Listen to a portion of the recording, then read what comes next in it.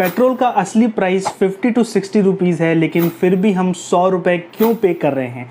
वो extra 45 to 50 rupees petrol का नहीं होता है, लेकिन वो टैक्स का होता है। अगर हम बेसिक स्ट्रक्चर समझे तो क्रूड ऑयल हम 45 to 50 रुपीज़ में खरीदते हैं। उसमें आप ऑयल मैन्युफैक्चरिंग कंपनी का कमीशन, डीलर्स कमीशन अगर मिला लें तो वो 50 to 60 रुपीज़ पड़ जाता है। उसके बाद सेंट्रल गवर्नमेंट का टैक्स, उसके बाद स्टेट गवर्नमेंट का टैक्स एंड डीलर्स का कमीशन, ये सब मिला के पेट्रोल की प्राइसेस 100 रुपये से भी ऊपर हो जाती है। अगर हम सिंपली इसको समझें तो ये दो फैक्टर्स पर डिपेंड करता है। पहला, इंटरनेशनल मार्केट में क्रूड ऑयल की क्या प्राइसेस चल रही हैं। अगर क्रूड ऑयल महंगा है तो हमको महंगा मिलेगा, सस्ता है तो हमको सस्ता मिलेगा। मार्केट फोर्सेस पे डिपेंड करता है। सेकंड इसका फैक्टर है, ये गवर्नमेंट का मेजर रेवेन्यू अर्निंग स्ट्रीम है। गवर्नमेंट अपने पैसे को कभी कम नहीं होने देगी।